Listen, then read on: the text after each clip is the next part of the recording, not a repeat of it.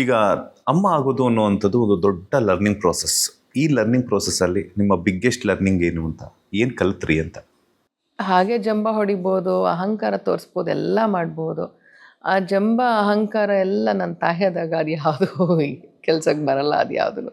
ಯಾಕಂದ್ರೆ ನಾನು ಜಂಬ ಹೊಡೆದ್ನೋ, ಅಹಂಕಾರ ಮಾಡಿದ್ನೋ, ಇನ್ನೇನೋ ಮಾಡಿದ್ರು ಅದರಿಂದ ಏನೂ ಒಳಿತಾಗುವಂಥದ್ದು ಏನೂ ಇರಲ್ಲ. So it's all about surrendering. I think it's more to do with, ನನಗೆ ಅನ್ನಿಸ್ತು, ನಾನು ನನ್ನ ಇನ್ನೊಬ್ರಿಗೆಲ್ಲ ಹೇಳಿದೆ, ನನ್ನ ಸ್ನೇಹಿತರಿಗೆಲ್ಲ ಹೇಳ್ತಾ ಇದ್ದೆ, ಒಂಥರ ಸ್ಪಿರಿಚುಯಾಲಿಟಿಗೆ ನಾವು ಏನು ಹೇಳ್ತೀವಲ್ಲ, ನೀವು ದೇವ್ರಿಗೆ ಹತ್ತಿರ ಆಗ್ಬೇಕಂದ್ರೆ ಯು ಶುಡ್ ಜಸ್ಟ್ ಸರೆಂಡರ್ ಅಂತ. ಯಾಕಂದರೆ ಮಗುಗೆ ನಾನು ಸರೆಂಡರ್ ಆಗಲೇಬೇಕು. ಅದು ಯಾವಾಗ ಹೇಳಕ್ಕೆ ನಾನು ಹೋಗಲೇಬೇಕು. ನಾನು ಬರಲ್ಲ ಅಂತ ಹೇಳ್ಬಿಟ್ಟು ಜಂಬ ಮಾಡಿಕೊಂಡು ಇನ್ನು ಹಠ ಮಾಡ್ಕೊಂಡು ಕೂತ್ಕೊಂಡ್ರೆ it's my loss, right? My child is going to be in trouble. So it's all about surrendering. And ಈಗ ನಾವು ದಾಂಪತ್ಯ ಜೀವನದಲ್ಲಿ ಒಬ್ರಿಗೊಬ್ರು ಅರ್ಥ ಮಾಡ್ಕೊಳ್ಬೇಕು, ಒಬ್ರಿಗೊಬ್ರು ಅಂಡರ್ಸ್ಟ್ಯಾಂಡಿಂಗಲ್ಲಿರಬೇಕು, ಒಬ್ಬರು ಹೇಳಿದ್ರೆ ಒಂದು ಸ್ವಲ್ಪ ಒಬ್ಬರು ತಲೆಬಾಗಬೇಕು, ಅದೆಲ್ಲ. But you can't do that with the child, your own baby, new born ಜೊತೆಗೆ ನಾವು ಏನು ಮಾಡೋಕ್ಕಾಗಲ್ಲ.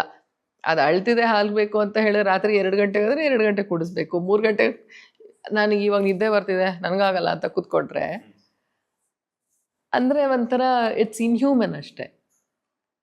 ಸೊ ಒಂದು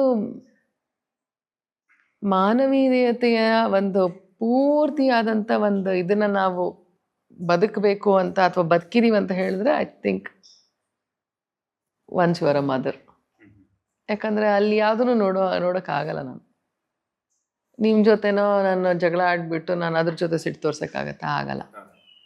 ನಂದೇನೋ ಅಹಂಕಾರ ಇದ್ದು ನಾನು ಯಾವಾಗಲೂ ಹಿಂಗೆ ಇದ್ದಿದ್ದು, ನಾನು ಇವತ್ತಂತೂ ಹಿಂಗೆ ಮಾಡಲ್ಲಪ್ಪ, ಹಂಗೆ ಮಾಡಲ್ಲ ಅಂತ ಹೇಳಿದ್ರೆ it doesn't work like that.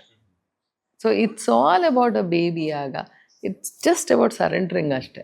ಅವಳು ಯಾವಾಗ ಹೇಳ್ತಾಳೋ ಆ ಮಗು ನಂಗೆ ಯಾವಾಗ ಏನೇನು ಹೇಳ್ತಿದ್ಯೋ ಅದನ್ನು ಮಾಡ್ಬೇಕು ಅಷ್ಟೇ. ನೀನು ಹೋಗ್ಬಿಟ್ಟು ಬಿಟ್ಟರೆ ಇನ್ನೇನು ಮಾಡೋಕ್ಕೆ ಸಾಧ್ಯ ಇಲ್ಲ.